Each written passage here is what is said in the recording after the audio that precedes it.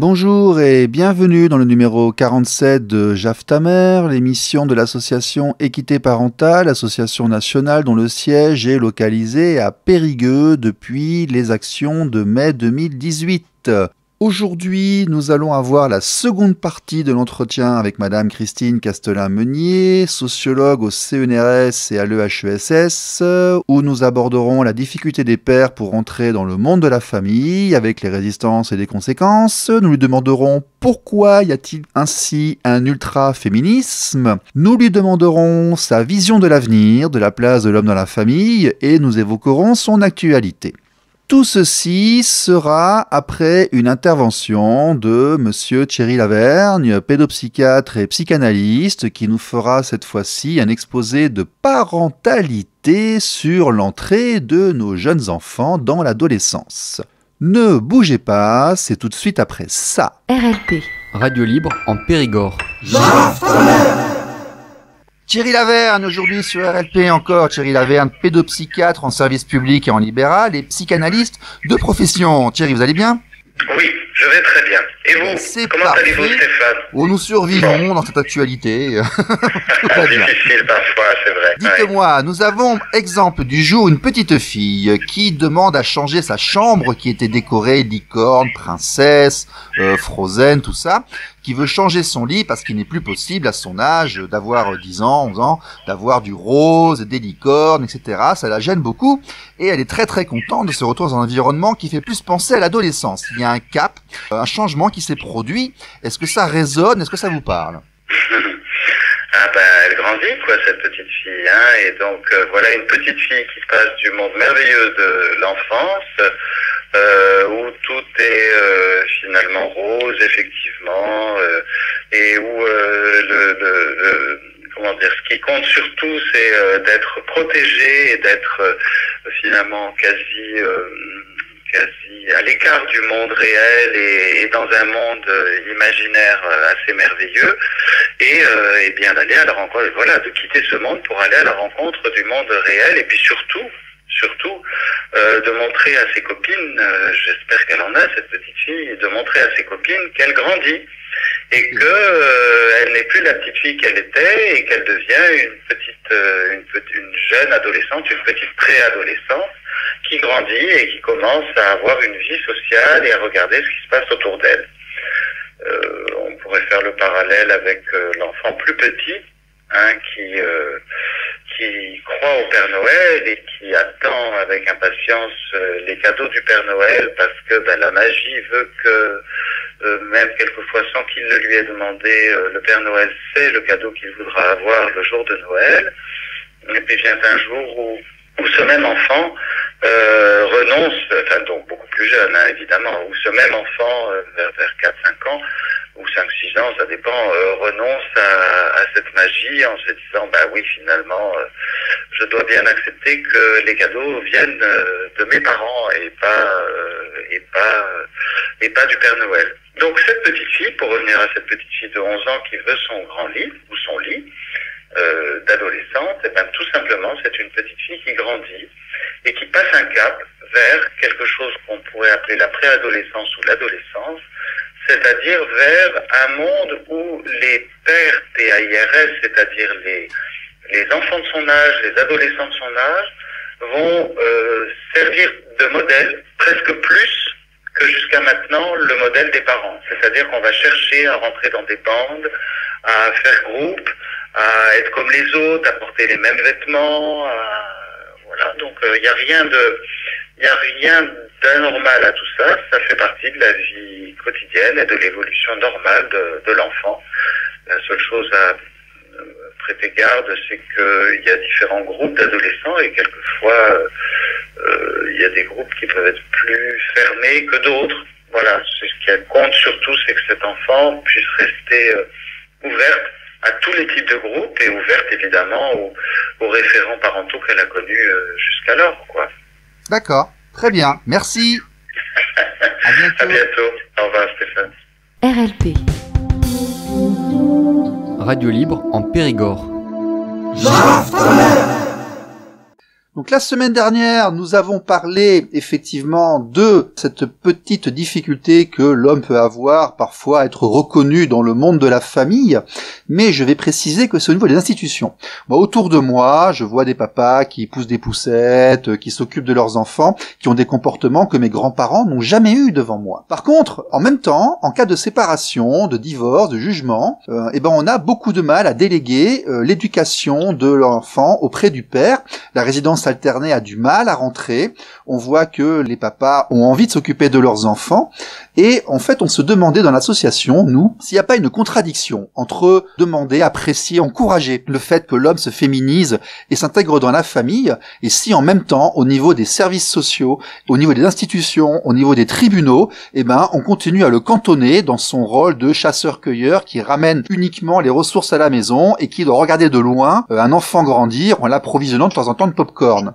Et il y a un mal-être. Est-ce que vous pensez que c'est pas une contradiction quelque part et que ces énergies qui sont parfois très fortes ne peuvent pas être à l'origine de certains drames? Alors, il y a plusieurs choses. Donc, bien sûr, je rebondirai sur votre premier point et je rebondirai aussi sur les chasseurs-cueilleurs. Mais votre premier point... Je caricature pour aller vite, évidemment. Hein. Oui, donc si vous pouviez reformuler votre premier point, juste en une question. Ce que j'essaie de dire, c'est que en fait, les hommes se modifient beaucoup. Oui, se féminisent. Alors. Et en même temps, si vous voulez, quand on va au tribunal, il y a 8% de garde au père quand la mère s'y oppose. On n'arrive jamais à avoir la résidence alternée lorsqu'elle s'y oppose. Et on est considéré par les services sociaux et les tribunaux comme uniquement des payeurs de pensions alimentaires avec les enfants 4 jours par mois. 4 jours par mois, on n'est pas un éducant. C'est pas possible. On peut pas éduquer, transmettre sa valeur à 4 jours par mois. Et donc, il y a une espèce de névrose. Là, en même temps, le père s'implique dans la petite enfance, dans la vie de tous les jours. Et dès que l'institution, l'État arrive, il est ramené à là où il était il y a 40 ou 50 ans. Voilà. Le sens de ma question, c'est celui-là. Oui, alors, donc il y a véritablement des résistances. Alors, je voulais juste revenir sur cette idée que l'homme se féminise. Pour moi, non, il ne se féminise pas, il s'humanise. Et donc, ce n'est pas parce que l'homme ce n'est pas parce que l'homme va s'occuper des affaires domestiques, de l'entretien de ses besoins, de l'entretien des besoins de l'enfant, qu'il va se féminiser. Ça, justement, c'est une déformation culturelle qui, à mon avis, nuit considérablement au fonctionnement de la société, à savoir que on fait comme si, systématiquement, naturellement, c'était à la femme de s'occuper de tout ce qui relève des besoins, de l'éducation et tout ça, là où, non, s'occuper de tout ce qui concerne l'alimentation, tout ce qui concerne laver ses vêtements, tout ce qui concerne s'occuper des enfants, ça relève de l'humain.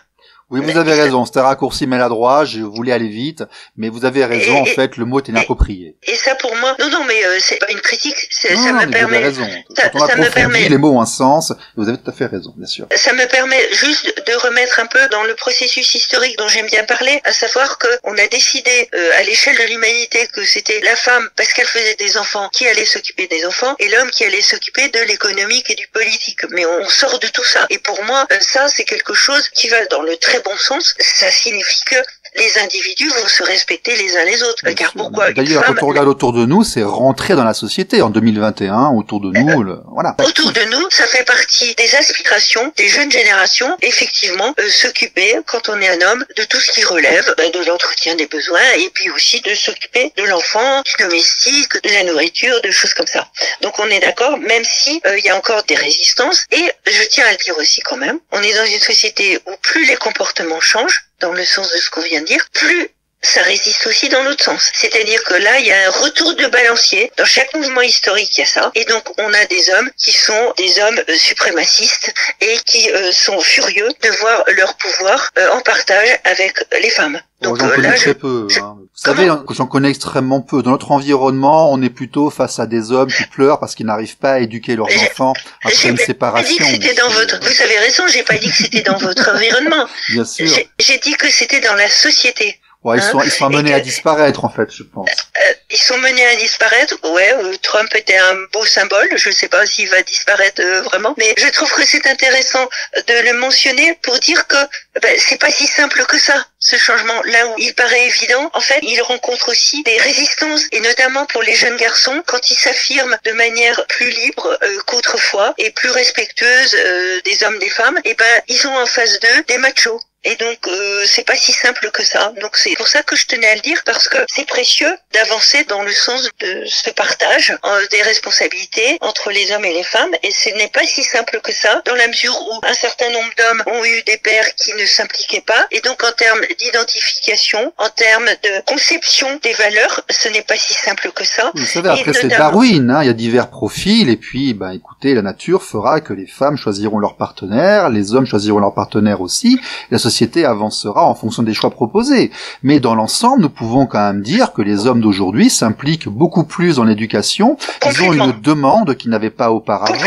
Et moi, ma remarque que je vois de ma position, c'est cette difficulté qu'a l'institution à le reconnaître dans les endroits où elle doit intervenir. Oui, je comprends bien, mais je suis tout à fait d'accord avec vous que pour moi, le sens de l'histoire avec un grand H va dans le sens de ce qu'on vient de dire. Oui. Mais il ne faut pas ignorer les freins au changement. Oui, je comprends. Il y a toujours des brebis galeuses, tout à fait. Mais ça n'explique pas pourquoi les tribunaux familiaux, dans un monde où on se sépare et on se recompose, sont des machines à créer des familles monoparentales avec des pères isolés de l'éducation de leurs enfants et réduits à un rôle d'approvisionneur, si vous voulez. Ça n'explique pas pourquoi l'institution et les services sociaux nous cantonnent à des stéréotypes qui sont extrêmement différents de la réalité d'aujourd'hui.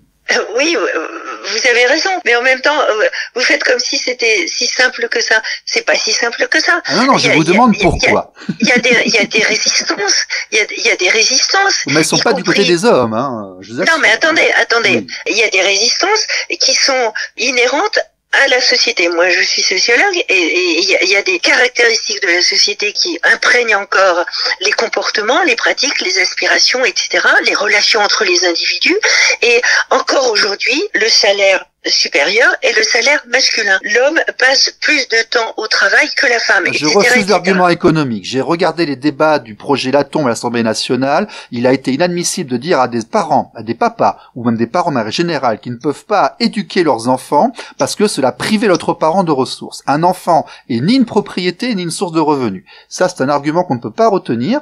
Et donc, on se demande pourquoi, au niveau des tribunaux, les gens qui demandent à avoir accès à l'éducation de leurs enfants, à partir du moment où ils ne sont pas dysfonctionnants, ne peuvent pas le faire, si vous voulez. Oui, au niveau sociologique, on a parlé avec oui. Monsieur Néran, avec Monsieur Winter, avec un certain nombre de personnes ici, il y a un déficit de l'institution à reconnaître une réalité de la rue. Oui, mais bien sûr, mais en même temps, les individus, les juges, etc., sont encore imprégnés par des représentations avec cette idée que, l'homme va passer plus de temps au travail que dans la famille et que la femme. Et donc, cet impératif de la bonne mère imprègne toutes nos représentations et toutes les instances juridiques avec cette idée que, oui, la plus compétente entre l'homme et la femme, c'est la femme. Donc là, il y a toujours ce blocage. Et bien évidemment, dans les relations hommes-femmes, il y a aussi des difficultés et pour les hommes à prendre la place qu'ils pourraient prendre et pour les femmes à laisser les hommes prendre la place qu'ils devraient prendre, notamment pour partager plus les responsabilités éducatives et domestiques. Parce que là où je veux en venir, vous savez, c'est vous occuper de votre enfant, vous lui donnez le bain, vous l'habillez, vous le regardez grandir, vous l'aidez à faire ses devoirs, et puis un jour il y a une séparation et du jour au lendemain, il est possible que vous arriviez à ne plus le voir durant des mois. Et ça fait mal, c'est une émotion qui est énorme, et je pense que c'est à l'origine de nombreux drames et de faits divers. Oui, tout à fait, bien évidemment. L'idée, c'est que, voilà, aujourd'hui, quand il y a séparation, il s'agit de respecter l'égalité parentale. On est bien d'accord. Mais moi, j'essaie de dire que, effectivement, ce n'est pas si simple que ça. Il y a des tas de résistances là où il ne devrait pas y avoir les résistances. Et c'est bien clair qu'il faudrait accompagner le moins mal possible les séparations dans le sens de la garde alternée, de la résidence alternée. On est bien d'accord. Mais aujourd'hui, il y a encore de nombreuses résistances. Oui, et donc, c'est ma question pour la sociologue, tout à fait. Et ce qui est intéressant, c'est d'identifier ces résistances pour lutter contre ces résistances. Ouais. Et pour que ça avance, et pour que le père ne se retrouve pas, comme vous le dites très bien, privé de ses enfants, d'autant plus que je le dis, et je l'ai dit tout à l'heure, ce qui compte aussi, ce qui fait le père, c'est l'enfant, c'est le lien avec l'enfant.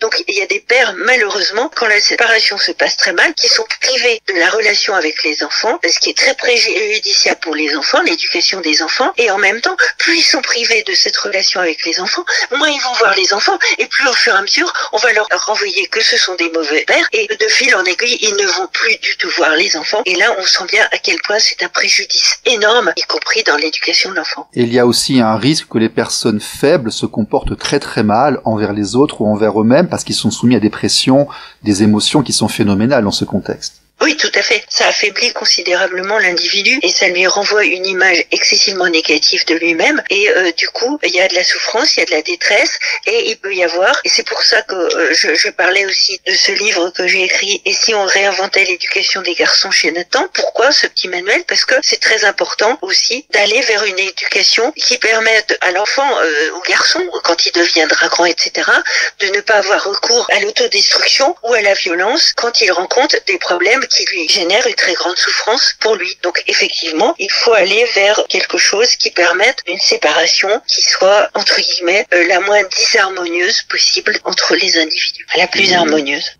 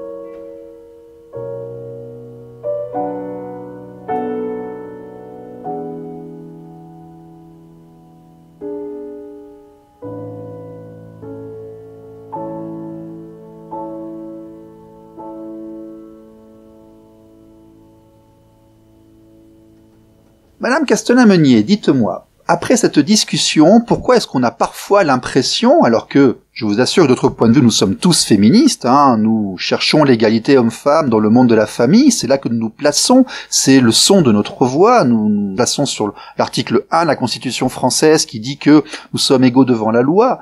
Pourquoi avons-nous l'impression que face à nos demandes, nous nous confrontons parfois à un ultra-féminisme qui est parfois interprété comme anti-mec, alors que nos demandes nous semblent relativement simples et égalitaires?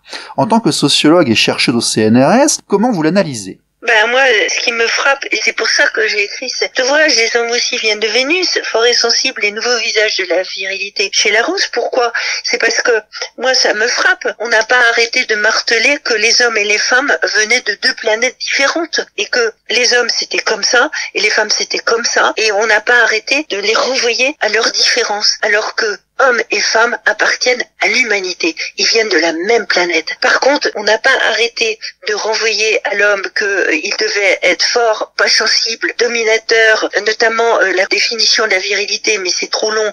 Ça renvoie à toute une histoire qui est fabuleuse, qui est très très intéressante. Et on n'a pas arrêté de dire que les femmes sont intuitives, affectives, ont de l'émotion, de la sensibilité, alors que non, tout ça c'est faux. C'est faux. Il faut sortir de ces stéréotypes. On est tous des humains. Et donc, ce qui se passe aujourd'hui, c'est que il y a des femmes qui ont encore en tête que, oui, les hommes sont tous pourris. Voilà. Et donc, qui se méfient des hommes parce que elles pensent que ils vont être incestueux, ils vont être violents, ils vont être, etc. Donc, il faut sortir de tout ça. Il faut sortir parce que là, c'est véritablement une prison pour chacun. Donc, il faut aller vers une société qui permette l'épanouissement de chacun dans le sens du respect de leur personnalité, de leur identité, en faisant fi des stéréotypes.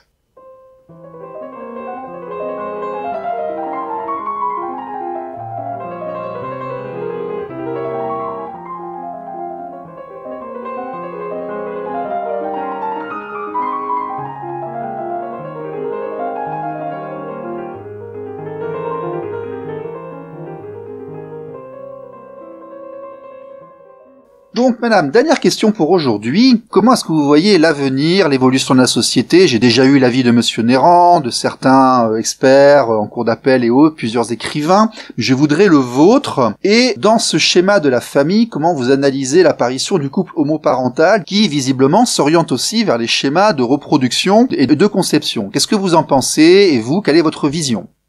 J'ai pas compris les schémas de reproduction. Disons que les couples homosexuels, par définition, normalement, ne peuvent pas reproduire de manière normale, mais là, avec la PMA et la GPA, ils vont faire des enfants aussi. Moi, j'ai parlé, par exemple, aux représentants France de Contact, à la GPL, à différentes associations de couples homoparentaux. Ils sont confrontés à des grandes difficultés en cas de séparation aussi, pour voir leurs droits parentaux reconnus, mais de manière évidente, ils rentrent dans la société. Oui. Ça fait partie, de la multiplicité des modèles familiaux. Dès l'instant où c'est mis en place par les humains, on doit trouver les solutions pour que ça se passe le mieux possible. Et donc, les enfants élevés par des parents homosexuels, maintenant, il y en a qui sont devenus adultes, ils vont pas plus mal que les autres, bien sûr. Et donc, les humains ont mis ça en place. Il faut gérer ça le mieux possible. De même que le couple a débouché sur l'institution familiale. L'institution familiale a considérablement changé. Aujourd'hui, ce qui importe, c'est comment, entre un homme et une femme, ou entre deux femmes, ou entre deux hommes, c'est comment respecter la place de chacun pour donner la meilleure éducation à l'enfant et que l'enfant puisse affirmer son identité en étant dans l'estime de soi, le respect d'autrui. Et je pense que la société doit avancer avec la multiplicité des modèles familiaux qui existent aujourd'hui. Est-ce qu'il y a encore une place pour le papa dans ces schémas où l'on entend parler, en fait, de procréation assistée, qui sont, on va dire, réservées pour l'instant aux femmes entre elles, non pas aux hommes? Que va devenir le père face à cela? C'est curieux parce que cette question-là, je ne la sens pas. Cette question-là, je ne la sens pas. Que va devenir le père? Non. Je dis à quel point il y a une odyssée historique qui a montré qu'il y avait une transformation de la situation des pères. Et je voulais revenir notamment à la question des chasseurs-cueilleurs. Parce que tout à l'heure, vous avez dit les chasseurs-cueilleurs en les présentant... J'ai caricaturé en disant qu'on était réduit par l'institution comme des pourvoyeurs, alors que nous sommes sortis de ça. Oui, on va sortir de cette caricature parce que c'est très intéressant. Justement, à l'origine de l'humanité, c'était le clan, une cinquantaine de personnes qui se déplaçaient, et des hommes, des femmes, des vieux, des jeunes, et des enfants, etc. Et pour chercher la nourriture, pour chasser, etc. Et il y avait un partage des responsabilités au sein du clan. Et c'était pas systématiquement homme-femme, et les femmes aussi chassaient, et les femmes aussi étaient des cueilleuses, et les femmes aussi faisaient des tas de choses. Et donc, justement, on est en train d'aller vers une situation, non pas qui nous ramène en arrière au temps des chasseurs-cueilleurs, mais ce qu'on peut dire, c'est que le patriarcat n'est pas né avec l'humanité, et que les différences hommes-femmes, telles qu'on les connaît encore aujourd'hui, même si ça a beaucoup changé, comme on vient de le dire, ne sont pas inéluctables. Et ce qu'on sent, c'est à quel point on va vers une société où la répartition des places et des rôles, quel que soit le sexe et le genre, va devenir moteur de l'histoire de demain. Et les enfants vont tout à fait trouver leur place là-dedans, parce que les individus auront toujours envie d'avoir des enfants. Et donc, la question du père, pour moi, elle se pose pas dans le sens de la disparition du père, non.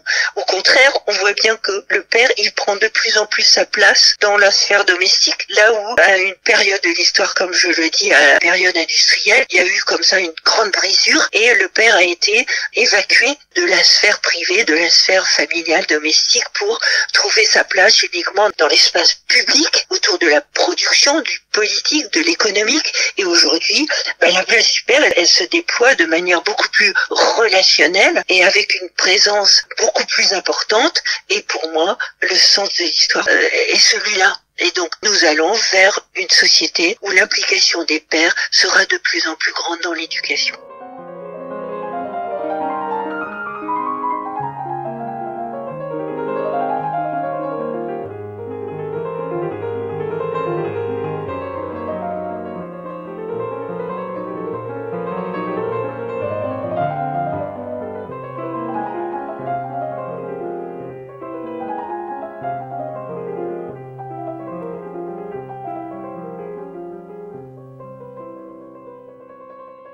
Donc, Madame Castelin-Meunier, dites-moi, pour conclure, avez-vous une actualité? Quels sont vos projets?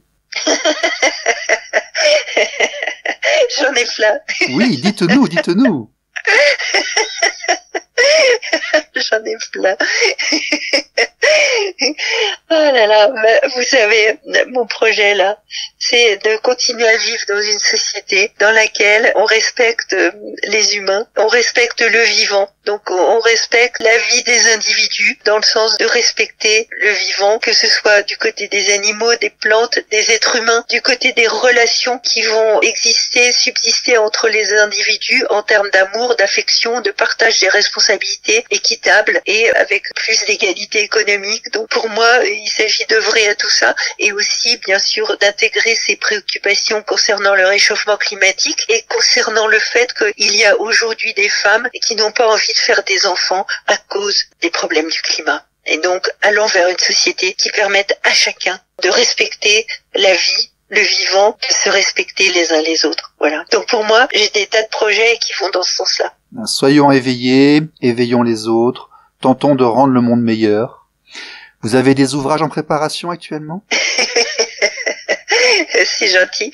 En fait, déjà, donc il y a eu quand même les 3 là. Oui, c'était un gros travail déjà. Là, hein, voilà. Oui, bien sûr, mais voilà. Donc, quand ce sera devenu très concret, voilà, j'en parlerai plus. D'accord, ok, très bien, je comprends. C'est parfait. Très bien. Merci d'être venu. Merci beaucoup, merci à vous. Merci beaucoup, et bonne continuation. Et je suis tout à fait du côté de ces jeunes pères et de ces pères qui souffrent parce qu'il y a des problèmes de séparation. Et véritablement, j'ai envie que ça avance dans le bon sens du terme de tout ce qu'on vient de dire, c'est-à-dire un meilleur partage des responsabilités éducatives et domestiques entre les hommes et les femmes et que les hommes soient respectés dans cette nouvelle paternité impliquée relationnelle et notamment par les institutions mais aussi par les individus, quel que soit leur sexe. Bien sûr. Merci madame, merci beaucoup. À bientôt. Merci à vous. Au revoir.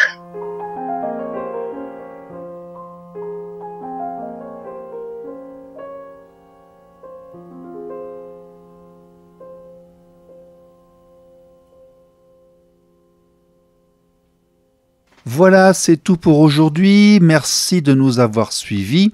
La semaine prochaine, nous aurons une interview exclusive du député Grégory Labille qui nous expliquera pourquoi notre PPL du 25 mars n'a pas pu être présenté.